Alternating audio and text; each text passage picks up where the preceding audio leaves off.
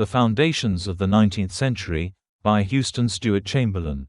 Translated by John Lees. This recording is in the public domain. First chapter, Hellenic Art and Philosophy. Epigraph. Only through man does man enter into the daylight of life. Jean-Paul. Man becoming man. Much wit has been spent in defining the difference between man and beast, but the distinction between man and man seems to me to be even more important, preparing the way, as it does, for the recognition of a fact of greater significance. The moment a man awakens to a consciousness of freely creative power, he crosses a definite boundary and breaks the spell which showed how closely, in spite of all his talent and all his achievements, he was related even in mind to other living creatures. Through art a new element, a new form of existence, enters into the cosmos. In expressing this as my conviction, I put myself on the same footing as some of Germany's greatest sons. This view of the importance of art corresponds, too, if I am not mistaken, to a specific tendency of the German mind, at any rate so clear and precise a formulation of this thought, as we find in Lessing and Winckelmann, Schiller and Goethe, H. L. Derlin, Jean-Paul and Novalis, in Beethoven and Richard Wagner, would hardly be met with among the other members of the related Indo-Teutonic group. In order to do justice to this view, we must in the first place know exactly what is here meant by art. When Schiller writes, "Nature has formed creatures only, art has made men," we surely cannot believe that he was thinking here of flute playing or verse writing.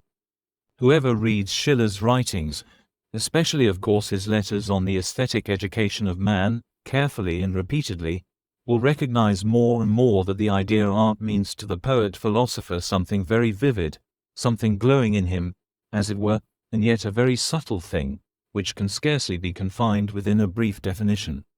A man must have misunderstood him if he believes himself free of such a belief. Let us hear what Schiller says, for an understanding of this fundamental idea is indispensable not merely for the purpose of this chapter, but also for that of the whole book. He writes, "Nature does not make a better beginning with man than with her other works, she acts for him, while he cannot yet act for himself as a free intelligent being. But what precisely makes him a man is the fact that he does not stand still as mere nature made him, but is endowed with the capacity of retracing with the aid of reason the steps which nature anticipated with him, of transforming the work of necessity into a work of his free choice and of raising the physical necessity to a moral one. First and foremost then it is the eager struggle for freedom which, according to Schiller, betokens the artistic temperament. Man cannot escape necessity, but he transforms it, and, in so doing, shows himself to be an artist. As such he employs the elements, which nature offers him, to create for himself a new world of semblance, but a second consideration follows from this, which must not on any account be overlooked. By placing himself on his aesthetic standpoint, as it were, outside the world and contemplating it, man for the first time clearly sees this world, the world outside himself.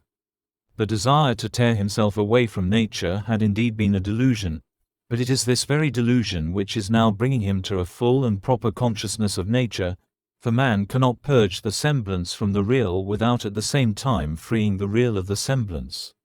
It is only when man has begun to invent artistically that he also begins to think consciously. It is only when he himself builds that he begins to perceive the architectonics of the universe. Reality and semblance are at first mixed up in his consciousness.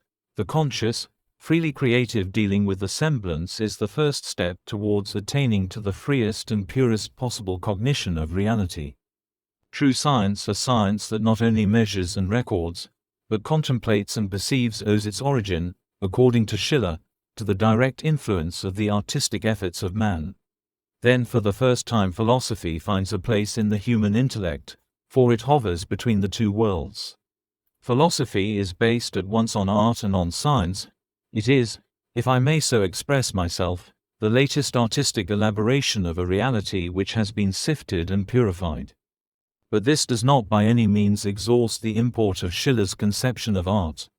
For beauty, that freely transformed, new world, is not simply an object, in it rather there is mirrored also a condition of our subject. Beauty is, in truth, form, because we contemplate it, but it is at the same time life, because we feel it. In a word, it is at once a state and an achievement to feel artistically. To think artistically denotes then a particular condition of man in general. It is a phase of feeling, or rather attitude of mind, still better, perhaps, a latent store of power, which must everywhere act as a freeing, transforming, purging element in the life of the individual man, as well as in the life of a whole nation, even where art, science and philosophy are not directly concerned. Or, to present this relation to ourselves from a different side, we can also, and indeed here too with Schiller, say, from being a successful instrument, man became an unsuccessful artist. That is the tragedy of which I spoke in the introductory remarks. We must, I think, admit that this German conception of man becoming man goes deeper, embraces more, and throws a brighter light upon that future of mankind after which we have to strive than any narrowly scientific or purely utilitarian one. However that may be, one thing is certain: whether such a view is to have unconditional or merely conditional validity, it is of the very greatest service for a study of the Hellenic world and the sure revelation of its principle of life. For though in this subjective formulation it may be a characteristically German conception, it leads back in the main to Hellenic art and to Hellenic philosophy, which embraced natural science, and proves that Hellenism lived on in the 19th century not merely outwardly and historically, but also as an inherent force that has helped to mold the future. Animal and man. Not every artistic activity is art. Numerous animals evince extraordinary skill in the construction of dwellings. The song of the nightingale vies successfully with the natural song of the savage. Capricious imitation we find highly developed in the animal kingdom, and that too in the most various spheres. Here it must also be remembered that we know next to nothing of the life of the higher apes. Language is widespread throughout the whole animal kingdom, and the means adopted are so incredibly sure that not only anthropologists but also philologists do not consider it superfluous to warn us against thinking that vibration of the human vocal cords, or for that matter sound in general, is the only thing that can be called language. By instinctively uniting into civic organizations, no matter how complex and intricate they may be, the human race similarly achieves nothing which is in principle an advance on the exceedingly complex animal communities. Modern sociologists, indeed, consider the origin of human society as having a close organic connection with the development of the social instincts in the surrounding animal kingdom. If we consider the civic life of the ants, and see by what daring refinements they ensure the practical efficiency of the social mechanism and the faultless fitting of all parts into each other, then we must admit that the civic instinct of man is not of a high standard. Compared with many animal species, we are nothing but political blunderers. Even in the special exercise of reason we can indeed recognize a peculiar specific feature of man, but hardly a fundamentally new natural phenomenon. Man in his natural condition uses his superior reason exactly as the stag his speed of foot, the tiger his strength, the elephant his weight. It is his finest weapon in the struggle for existence. It takes the place of agility, bulk and so many other things that he lacks. The times are past when men had the effrontery to deny that animals have reason. Not only do the ape, the dog and all higher animals manifest conscious reflection and unerring judgment, but insects have been experimentally proved to do the same. A colony of bees, for example, placed in unaccustomed and absolutely new surroundings, adopts new measures, tries this and that, till it has found what suits it. There is no doubt that if we investigate with more care and insight the psychological life of animals from remote classes, we shall everywhere find similar things. Thus the comparatively enormous development of the human brain gives us after all only a relative superiority. Man does not walk upon earth like a god, but as a creature among other creatures, perhaps it would be no exaggeration to say as first among equals, for it is difficult to comprehend why a higher differentiation, with its countless disadvantages, should be forthwith regarded as higher perfection. The relative perfection of an organism should be judged, in my opinion, by its suitability to given conditions. Through all the fibers of his nature man is organically and closely connected with his surroundings. All this is blood of his blood. If we think him apart from nature, he is a fragment, an uprooted stem. What now distinguishes man from other beings? Many will answer, his inventive power. It is the instrument which shows him to be prince among the animals. Yet even with this he still remains an animal among animals. Not only the anthropoid, but also the common ape, invents simpler instruments, and the elephant is, if perhaps not an invention, yet in the employment of instruments a real master. The most ingenious dynamo machine does not raise men 1 inch over the earth's surface, which is common to all creatures. All such things denote merely a new accumulation of strength in the struggle for existence. Man becomes thereby in a way a more highly potentiated animal. Instead of going to bed, he illumines with tallow candles, oil, gas or electricity. He thereby gains time and can do more work. But there are likewise countless animals which procure light for themselves, many by phosphorescence, others, particularly the deep-sea fishes, by electricity. We travel by bicycle, by train, and shall perhaps soon travel by airship. The bird of passage and the inhabitant of the sea had brought traveling long ago into fashion, and just like them, men travel in order to subsist.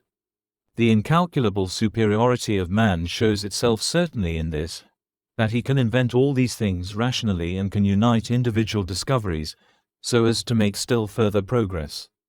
The impulse to imitate and the capacity for assimilation which one certainly finds in all mammals are in his case of so high a standard that the same thing becomes, so to speak, a different thing. In analogous manner we see in chemical substances that frequently the addition of a single essentially similar atom, accordingly a simple numerical addition, fundamentally changes the qualities of the substance in question. If one adds oxygen to oxygen, a new compound, ozone, is formed.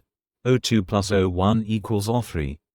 One should, however, not forget that all human discoveries rest on assimilation and imitation. Man finds out what is there and has only awaited his coming. Just as he discovers what hitherto was covered with a veil, nature plays at hide and seek and blind man's buff with him. The fact that he understands this, that he seeks what is hidden, and bit by bit reveals and finds so much, certainly testifies to the possession of incomparable gifts.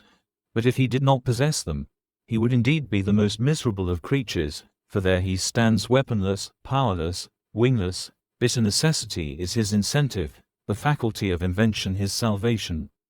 Now man becomes truly man, a creature differing from all animals, even human ones, when he reaches the stage of inventing without necessity, when he exercises his incomparable gifts of his own free will and not because nature compels him. Or to use a deeper and more suitable expression, when the necessity which impels him to invent enters his consciousness, no longer from outside, but from his inner self. When that which was his salvation becomes his sanctuary. The decisive moment is when free invention consciously appears, that is, therefore, when man becomes artist. The study of surrounding nature, as, for example, of the starry heavens, may have made great strides, and a complex cult of gods and spirits have been formed without thereby anything fundamentally new entering into the world. All this proves a latent capacity. Essentially, however, it is nothing more than the half-unconscious exercise of an instinct. It is only when an individual man, like Homer, invents the gods of his own free will as he wishes them to be, it is only when an observer of nature, like Democritus, from free creative power invents the conception of the atom, when a pensive seer, like Plato, with the willfulness of the genius superior to the world throws overboard all visible nature and puts in its place the realm of ideas that man has created. It is only when a most sublime teacher proclaims, "Behold, the kingdom of heaven is within you," it is only then that a completely new creature is born, that being of whom Plato says, he has generative power in his soul rather than in his body. It is only then that the macrocosm contains a microcosm. The only thing that deserves to be called culture is the daughter of such creative freedom, or in a word art, and with art philosophy genuine. Creative philosophy and science is so closely related that both must be recognized as two sides of the same being. Every great poet has been a philosopher, every philosopher of genius a poet. That which lies outside this microcosmic life of culture is nothing more than civilization, that is, a more and more highly potentiated, increasingly more industrious, easier and less free ant-like state existence.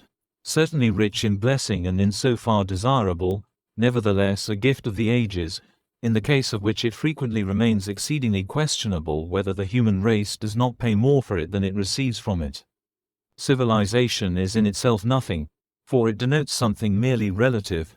A higher civilization could be regarded as a positive gain only when it led to an increasingly intensive intellectual and artistic shaping of life and to an inner moral enlightenment. Because this seemed to him not to be the case with us, Goethe, as the most competent judge, could make the melancholy confession, "These times are worse than one thinks."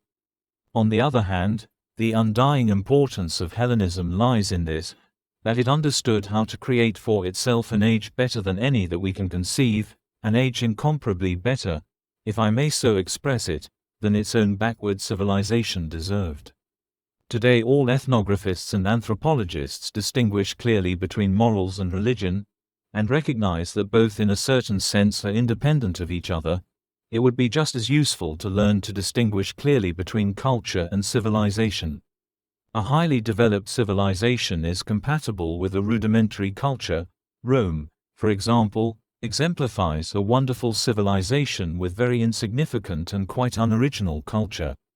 Athens, on the other hand, with its free citizens, reveals a stage of culture in comparison with which we Europeans of the 19th century are in many respects still barbarians, and this is united with a civilization which in comparison with ours may with perfect justice be termed really barbaric. Compared with all other phenomena of history, Hellenism represents an exuberantly rich blossoming of the human intellect, and the reason of this is that its whole culture rests on an artistic basis. At this central point stands Homer. Homer. The fact that the existence of the poet Homer has been open to doubt will give later generations no very favorable idea of the intellectual acumen of our epoch. It is exactly a century ago since F.A. Wolf published his hypothesis. Since that time our Neo-Alexandrians have bravely sniffed and shoveled away, till at last they arrived at the conclusion that Homer was merely a pseudo-mythical collective term and the Iliad and the Odyssey nothing more than a skillful pasting together and re-editing of all sorts of poems. Pasted together by whom, and by whom so beautifully edited? Well, naturally by learned philologists, the ancestors of the modern ones. The only matter for surprise is that, as we are once more in possession of such an ingenious race of critics, these gentlemen have not taken the trouble to piece together for us poor wretches a new Iliad. There is truly no lack of songs, no lack of genuine, beautiful folk songs, is there, perhaps, a lack of paste, of brain paste? The most competent judges in such a question are clearly the poets, the great poets. The philologist clings to the shell which has been exposed to the caprice of centuries, but the congenial glance of the poet, on the other hand, penetrates to the kernel and perceives the individual creative process. Now Schiller, with his unerring instinct, immediately stigmatized as simply barbaric the view that the Iliad and the Odyssey were not, in all essential points of their construction, the work of a single inspired individual. Indeed, in his excitement, he so far oversteps the mark that he calls Wolf a stupid devil. The opinion of Goethe is almost more interesting. His much lauded objectivity manifested itself, among other things, in this, that he unreservedly and unresistingly let himself be influenced by an impression. Wolf's great philological merits and the mass of correct statements which his expositions contained, misled the great man. He felt convinced and declared this openly. But later, when he again had the opportunity of studying the Homeric poems thoroughly and viewed them no longer from a philologico-historical, but from a purely poetic standpoint, he retracted his over-hasty endorsement of the subjective trash, as he now called it, for now his knowledge was precise. Behind these works there stands a glorious unity, a single, higher poetical sense.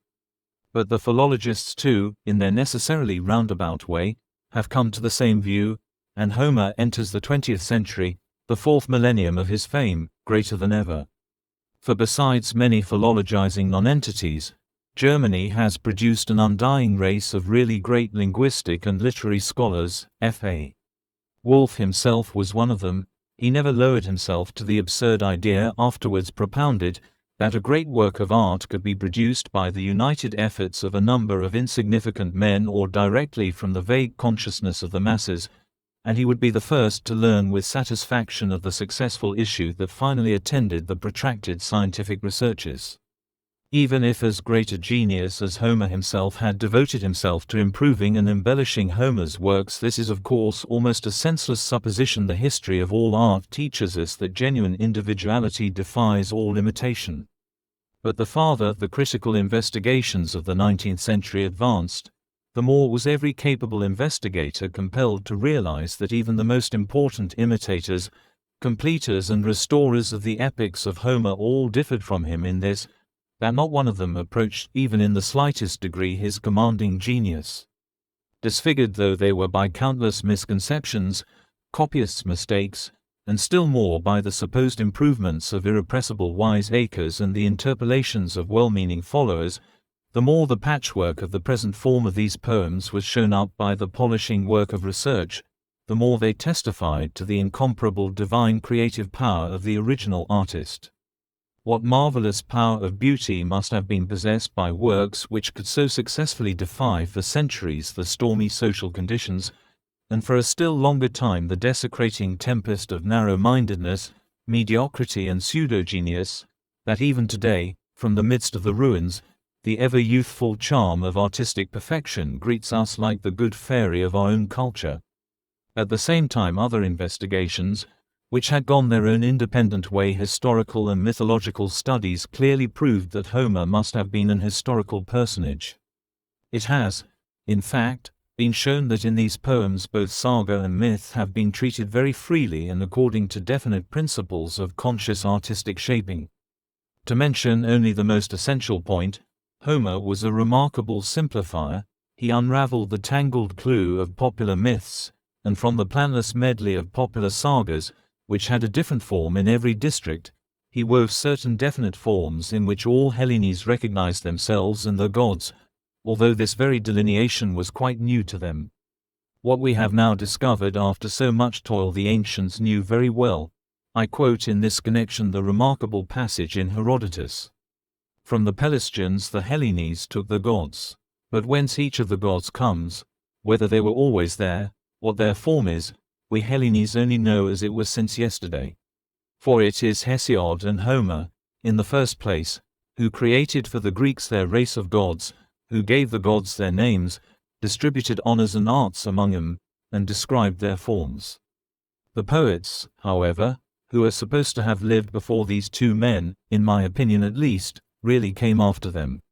Hesiod lived about 100 years after Homer and was directly influenced by him. With the exception of this little error, the simple naive sentence of Herodotus contains all that the gigantic critical work of a century has brought to light. It has been proved that the poets who according to the priestly tradition lived before Homer, such as Orpheus, in reality lived after him, and it is likewise proved that the religious conceptions of the Greeks have been drawn from very different sources. The Indo-European inheritance forms the main capital. To this were added all kinds of motley Oriental influences, as Herodotus had also shown in the passage which precedes that above quoted. Upon this chaos a hand was now laid by the one incomparable man with the sovereign authority of the freely creative, poetic genius, and out of it he formed by artistic means a new world. As Herodotus says, he creates for the Greeks their race of gods. May I here be permitted to quote the words of Erwin Rohde, recognized as one of the most learned of living Hellenists. The Homeric epic can only be called folk poetry because it is of such a nature that the whole Greek-speaking people willingly took it up and could make it their own, not because the people, in any mystic way, were engaged in its production. Many hands have been at work on the two poems, but all either direction and in the sense which the greatest poetic genius among the Greeks, and probably of mankind, and not the people or the saga, as one certainly hears maintained, gave to them. In Homer's mirror Greece appears united and uniform in belief, in dialect, in constitution, customs and morals. One may, however, boldly maintain that this unity cannot in reality have existed. The elements of Panhellenism were doubtless present, But it was the genius of the poet alone that collected and fused them together in a merely imaginary whole. Berg, whose whole rich scholastic life was devoted to the study of Greek poetry, formulates the opinion, Homer draws chiefly from himself, from his own inner soul. He is a truly original spirit, not an imitator, and he practices his art with full consciousness. Dunker, too, the historian, remarks that what was lacking in the imitators of Homer, what accordingly distinguished this one man, was the comprehensive eye of genius. And to close these quotations in a worthy manner, I refer to Aristotle, in whom one must admit some competence, so far as critical acumen is concerned. It is striking and consoling to see that he too discovers the distinguishing mark of Homer to be his eye. In the 8th chapter of his Poetics, he is speaking of the qualities of poetic action. He says, "But Homer, just as he is different in other things also, seems here too to have seen aright, either by art or by nature." A profound remark, which prepares us for the surprising outburst of enthusiasm in the 23rd chapter of the Poetics. Homer is above all other poets divine. Artistic culture. I have felt bound to prove this, even at the cost of some detail, not because it is of importance for the subject treated in this book, whether one man named Homer wrote the Iliad, or in how far the poem, which today is so entitled, may correspond to the original poem. The special proof is a side issue. It is, on the other hand, essential for my whole work that I should emphasize the incomparable importance of personality in general. It is likewise essential to recognize the fact that every work of art always and without exception presupposes a strong individual personality. A great work of art, a personality of the first rank, a genius. It is, finally, imperative that we should grasp the fact that the secret of the magic power of Hellenism lies locked in this idea personality. For indeed, if we would understand what Hellenic art and Hellenic thought have meant for the 19th century, if we would know the secret of so lasting a power, we must realize especially that it is the power of great personalities that, coming down from that vanished world, still influences us with the freshness of youth. The greatest happiness of the children of earth is personality, says Goethe. This greatest gift the Greeks possessed as no other people ever did, and it is this very thing that surrounds them with that sunny halo which is peculiarly theirs. Their great poems and their great thoughts are not the work of anonymous commercial companies, as are the so-called art and wisdom of the Egyptians, Assyrians, Chinese, and so many others. The life principle of this people is heroism. The individual steps forward alone, boldly crossing the boundary of what is common to all. He leaves behind all that civilization which has accumulated instinctively, unconsciously and uselessly, and fearlessly hews out a path in the ever-deepening gloom of the primeval forest of accumulated superstitions. He dares to have genius. And this daring gives rise to a new conception of manhood. For the first time man has entered into the daylight of life. The individual, however, could not accomplish this alone. Personalities can clearly reveal themselves as such. Only when surrounded by other personalities, action receives a conscious existence only after reaction has taken place. The genius can breathe only in an atmosphere of genius. If then a single, surpassingly great, incomparably creative personality has undoubtedly been the condition and absolutely indispensable primum mobile of the whole Grecian culture, we must recognize as the second characteristic factor in this culture the fact that the surroundings proved themselves worthy of so extraordinary a personality.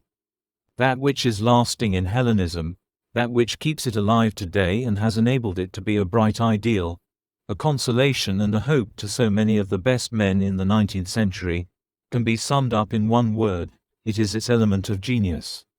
What would a Homer have availed in Egypt or Phoenicia? The one would have paid no heed to him, the other would have crucified him, yes, even in Rome. But here we have the experimental proof before our eyes. Has all the poetry of Greece succeeded in striking even a single spark out of this sober, inartistic heart? Is there among the Romans a single true poetic genius? Is it not pitiful that our schoolmasters are condemned to embitter the fresh years of our childhood by compulsory admiration of these rhetorical, unnatural, soulless, hypocritical imitations of genuine poetry? And is this example alone not enough to prove a few poets more or less make really no difference how all culture is linked to art? What is one to say to a history which embraces more than 1200 years and does not show a single philosopher, not even a philosopher in miniature? What to a people which has to conceal its own modest claims in this respect by the importation of the latter-day persecuted, anemic Greeks, who, however, are not philosophers at all but merely very commonplace moralists? How low must the quality of genius have sunk when a good emperor, who wrote maxims in his leisure hours, is commended to the reverence of coming generations as a thinker? Where is there a great, creative natural scientist among the Romans? Surely not the industrious encyclopedist, Pliny. Where is there a mathematician of importance? Where a meteorologist, a geographer, an astronomer? All that was achieved under the sway of Rome, in these and other sciences, is derived without exception from the Greeks. But the poetical fountain had dried up, and so too, bit by bit, creative thinking and creative observation were exhausted, even among the Greeks of the Roman Empire. The life-giving breath of genius was gone. Neither in Rome nor in Alexandria was there anything of this manner of the human spirit for the ever upward soaring Hellenes. In the one city the superstition of utility, in the other, scientific elephantiasis, gradually choked every movement of life. Learning indeed steadily increased, the number of known facts multiplied continually, but the motive power, instead of increasing, decreased, where increase was badly needed. Thus the European world, in spite of its great progress in civilization, underwent a gradual decline in culture, sinking down into naked bestiality. Nothing probably is more dangerous for the human race than science without poetry, civilization without culture.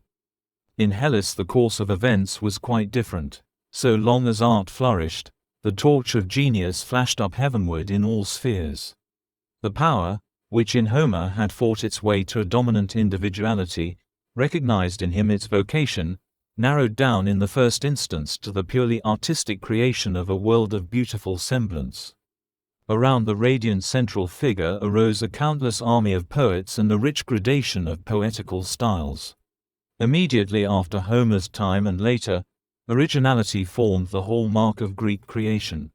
Inferior powers naturally took their direction from those of greater eminence, but there were so many of the latter, and these had invented so infinitely manifold forms, that the lesser talent was enabled to choose what was exactly fitted to it, and thus achieve its highest possibilities.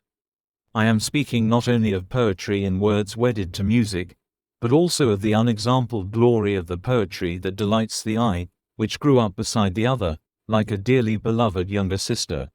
Architecture, sculpture, painting, like epic, lyric and dramatic poetry, like the hymn, the dithyramb, the ode, the romance, and the epigram, were all rays of that same sun of art, only differently refracted according to the individual eye.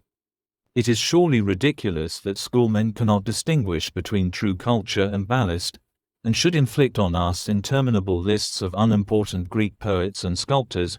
The protest ever growing in violence which began to be made against this at the end of the 19th century must be welcome, but before we consign the many superfluous names to a deserved oblivion, we would express our admiration of the phenomenon as a whole. It gives evidence of a supremacy of good taste which is always desirable, of a fineness of judgment never since equaled, and of a widespread creative impulse. Greek art was a truly living thing, and so it is alive today. That which lives is immortal. It possessed a solid, organic central point, and obeyed a spontaneous and therefore unerring impulse, which knitted into one creative artistic whole of the most varied luxuriance the most trifling fragments, and even the wildest excrescences. In short, if I may be forgiven for the apparent tautology, Hellenic art was an artistic art, and no individual, not even a Homer, could make it that. It could only become such by the united efforts of a whole body of artists. Since that time nothing similar has happened, and so it is that Greek art not only still lives, works and preaches in our midst, but the greatest of our artists, of our artistic creators of actions, sounds, words, figures, have in the 19th century as in former ages felt themselves drawn to Greece as to a home. Among us the man of the people has only an indirect knowledge of Greek art.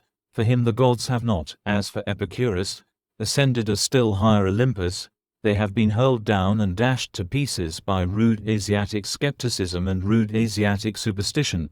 But he meets them on our fountains and theatre curtains, in the park, whither he resorts on Sundays for fresh air, and in the museums, where sculpture has always had a greater attraction for the masses than painting. The man of culture carries fragments of this art in his head as the undigested material of education, names rather than living conceptions, yet he meets it too frequently at every step, to be able ever to lose sight of it completely.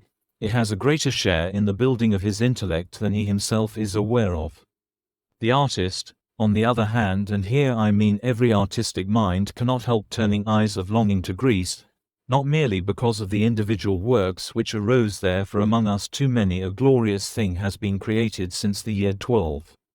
Dante stands alone, Shakespeare is greater and richer than Sophocles, the art of a bark would have been a complete novelty for a Greek. No. What the artist finds there and misses here is the artistic element, artistic culture. Since the time of the Romans, European life has had a political basis, and now it is gradually becoming economic.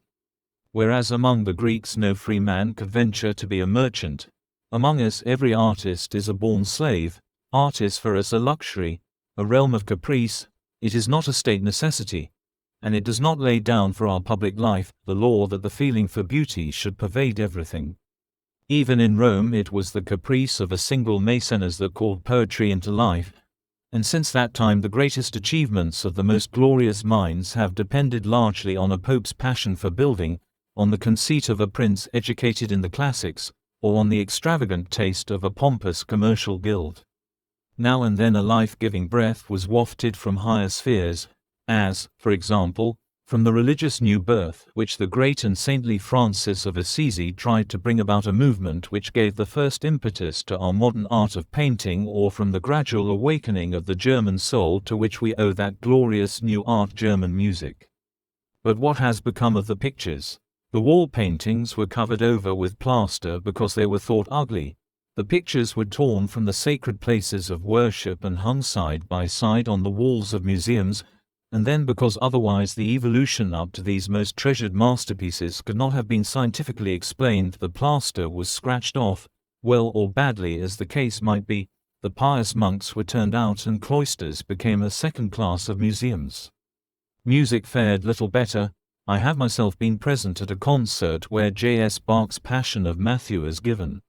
It was in one of the capitals of Europe, which, moreover, is specially famed for its educated musical taste, and here every number was followed by applause, and the Corallo, head all bloody and wounded, was actually received with cries of Die capo. We have much that the Greeks did not possess, but such instances are clear yet painful proofs of how much is lacking in us that they possessed. One can well understand how H. L. Derlin could exclaim to the artist of today, "Die, thou seekest on this earthly ball. In vain, O noble mind, thine element." It is not lack of inner strength or of originality that draws the heart of the artist of today to Greece, but the consciousness and the experience that the individual, by himself, cannot be really original.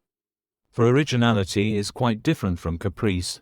Originality is the free pursuit of the path involuntarily marked out for itself by the particular nature of the personality in question, but the artist can only find this freedom where he is surrounded by a thoroughly artistic culture.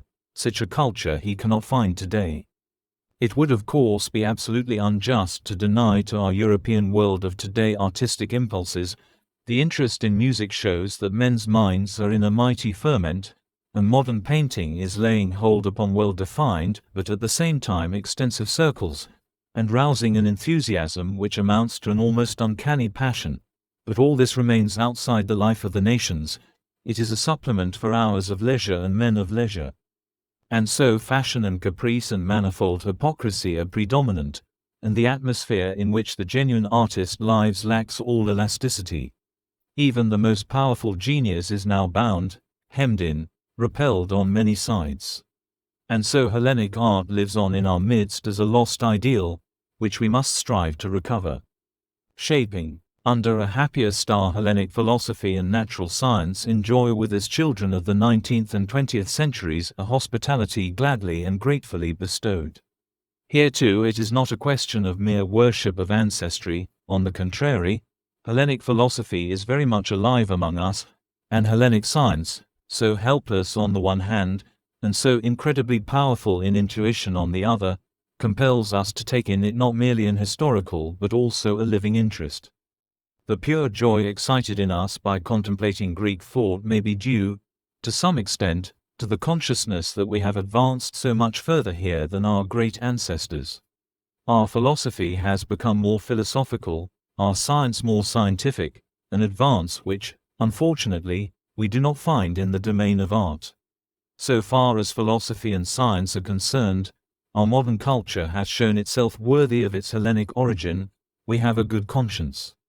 It cannot pertain to my purpose here to point out connections of which every educated man must be aware. These connections, so far as philosophy is concerned, are purely genetic, since it was only through contact with Greek thought that modern thought awoke, acquiring from it indeed the power of contradiction and independence which was the last to reach maturity. So far as mathematics, the foundation of all science, are concerned, they were equally genetic. In the case of the sciences of observation, they were less genetic, and in former years rather a hindrance than a help. My one task must be to explain in a few words what secret power gave these old thoughts such a tenacious spirit of life. How much of what has been done since has passed into everlasting oblivion, while Plato and Aristotle, Democritus, Euclid and Archimedes still live on in our midst, inspiring and teaching us, and while the half-fabulous form of Pythagoras grows greater with every century. And I am of opinion that what gives everlasting youth to the thought of a Democritus, a Plato, a Euclid, and Aristarchus is that same spirit, that same mental power which makes Homer and Phidias ever young. It is the creative and in the widest sense of the word the really artistic element. For the important thing is that the conception by which man seeks to master the inner world of his ego, or the outer world, and assimilate them in himself, should be sharply defined and shaped with absolute clearness. If we glance back at about 3,000 years of history, we shall see that while the human mind has certainly been broadened by the knowledge of new facts, it has been enriched only by new ideas, that is, by new conceptions.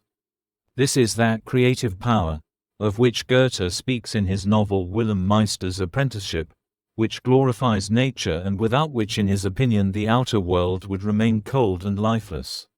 But its creations are lasting only when beautiful and perspicuous, that is, artistic. As imagination bodies forth the forms of things unknown, the poet's pen turns them to shapes. Shakespeare. But only those conceptions which have been transformed into shapes form a lasting possession of human consciousness. The supply of facts is ever changing. Hence the center of gravity of the actual, if I may so express it, is subject to constant shifting. Besides, about the half of our knowledge or even more is provisional. What was yesterday regarded as true is false today, nor can the future change anything in this respect, since the multiplication of the material of knowledge keeps pace with the extension of knowledge itself. On the other hand, that which man in the capacity of artist has formed, the figure into which he has breathed the breath of life, does not decay. I must repeat what I have already said, what lives is immortal. We know that today most zoologists teach the theory of immortality, physical immortality of the germ plasma, the gulf between organic and inorganic, that is, between living and dead nature, which at the beginning of the 19th century was thought to have been bridged, becomes deeper every day. This is not the proper place for a discussion on the subject. I merely adduce this fact by way of analogy, to justify me in extending to the intellectual sphere the sharp distinction which I have drawn between organized and inorganized conceptions, and in expressing my conviction that nothing which the style of the creative artist has formed into a living figure has ever yet died. Cataclysms may bury such figures, but centuries later they once more emerge in perpetual youth from their supposed grave. It frequently occurs also that the children of thought, like their brothers and sisters, the marble statues, become maimed, broken or even completely shattered, that is, however, a mechanical destruction, not death. And thus Plato's theory of ideas, more than 1,000 years old, has been a living factor in the intellectual life of the 19th century, an origin of very many thoughts. Almost every philosophical speculation of importance has been connected with it at one point or another. In the meantime, the spirit of Democritus has been paramount in natural science. Fundamental as were the alterations that had to be made on his brilliant theory of atoms in order to adapt it to the knowledge of today, he still remains the inventor, the artist. It is he who, to use the language of Shakespeare, has by the force of his imagination bodied forth the forms of things unknown, and then turned them to shapes. Plato. Instances of the manner in which Hellenic creative power has given life and efficacy to thought are not difficult to find. Take Plato's philosophy. His material is not new. He does not sit down, like Spinoza, to evolve a logical system of the world out of the depths of his own consciousness, nor does he with the splendid simplicity of Descartes reach into the bowels of nature, in the delusion that he will there find as explanation of the world a kind of clockwork. He rather takes here and there what seems to him the best from the Eleatics, from Heraclitus, the Pythagoreans, Socrates, and forms out of this no really logical, but certainly an artistic, whole. The relation of Plato to the former philosophers of Greece is not at all unlike that of Homer to past and contemporary poets. Homer, too, probably invented nothing, just as little as Shakespeare did later on, but from various sources he laid hold of that which suited his purpose and welded it into a new whole, something thoroughly individual, endowed with the incomparable qualities of the living individual and burthened with the limitations, failings, and peculiarities inseparably bound up with his nature. For every individual says with the god of the Egyptian mysteries, "I am who I am," and stands before us a new, inscrutable, unfathomable thing. Similar is Plato's philosophy. Professor Zeller, the famous historian of Greek philosophy, expresses the opinion that Plato is too much of a poet to be quite a philosopher. It would probably be difficult to extract any definite sense out of this criticism. Heaven knows what a philosopher in the abstract may be. Plato was himself, and no one else, and his example shows us how a mind had to be fashioned in order that Greek thought might yield its highest fruit. He is the Homer of this thought. If a competent man were to analyze the doctrine of Plato in such a way that we could clearly see what portions of the original property of the great thinker, not merely by the process of reproduction through genius but as entirely new inventions, then the poetical element in his work would certainly become specially clear. For Montesquieu, too, calls Plato one of the four great poets of mankind. Especially that which is blamed as inconsistent and contradictory would reveal itself as an artistic necessity. Life is in itself a contradiction. Each living thing has therefore something fragmentary about it, something which might be called arbitrary. The addition which man makes to it a free, poetical and only conditionally valid addition is the sole thing that makes the joining of the two ends of the magic girdle possible. Works of art are no exception. Homer's Iliad is a splendid example of this, Plato's philosophy a second, Democritus' theory of the world a third of equal importance. And while the philosophies and theories so finely carved by the logical method disappear one after the other in the gulf of time, these old ideas take their place in all the freshness of youth, side by side with the most recent. Clearly it is not objective truth, but the manner in which things receive shape, that is the decisive thing. Still another remark in reference to Plato. Again, it is only a hint, for the space at my disposal will not allow of lengthy treatment, but enough, I hope, to leave nothing vague. That Indian thought has exercised an influence of quite a determinative character upon Greek philosophy is now a settled fact. Our Hellenists and philosophers have, it is true, long combated this with the violent obstinacy of prejudiced scholars. Everything was supposed to have originated in Hellas as autochthon. At most the Egyptians and the Semites were allowed to have exercised a molding influence whereby philosophy would in truth have had little to gain. The more modern Indologists, however, have confirmed the conjectures of the oldest, particularly of that genius Sir William Jones. It has been fully proved in regard to Pythagoras especially that he had a thorough knowledge of Indian doctrines, and as Pythagoras is being recognized more and more as the ancestor of Greek thought, that in itself means a great deal. In these circumstances it cannot be surprising that so lofty a spirit as Plato forced his way through much misleading extraneous matter, and especially in reference to some essential points in all genuine metaphysics endorses in every detail some of the sublimest views of Indian thinkers. But compare Plato and the Indians, his works and their works. Then we shall no longer wonder why Plato lives and influences, while the Indian philosophers live indeed but do not directly affect the wide world and the progress of mankind. Indian thought is unsurpassed in depth and comprehensive many-sidedness. If Professor Zeller thought that Plato was too much of a poet to be quite a philosopher, we see from the example of the Indian what becomes of a philosopher when a thinker is too completely a philosopher to be at the same time something of a poet. This pure thinking of the Indians lacks all capacity of being communicated, and we find this simply but at the same time profoundly expressed by the Indians themselves, for according to their books the highest and final wisdom can be taught only by silence. How different the Greek, cost what it might, he must body forth the forms of things unknown and give them shape. Read in this connection the labored explanation in Plato's Theaetetus, where Socrates ultimately admits that we may possess truth without being able to explain it, but that this is not knowledge. What knowledge is remains certainly undecided at the end, a proof of Plato's profundity. However, in the culminating point of the dialogue it is termed right conception, and the remark is made that we must be able to give a reasoned explanation of right conception. We should also read in this connection the famous passage in the Timaeus, where the cosmos is compared to a living animal. It must be conceived and endowed with shape, that is the secret of the Greek, from Homer to Archimedes. Plato's theory of ideas bears exactly the same relation to metaphysics as Democritus' theory of atoms to the physical world.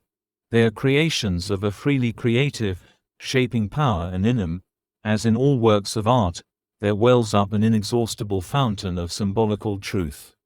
Such creations bear the same relation to material facts as the sun to the flowers. Hellenic influence has not been an unqualified blessing. Much that we have received from the Greeks still weighs like a nightmare upon our struggling culture. But the goodly inheritance which we hold from them has been first and foremost this flower compelling sunshine. Aristotle.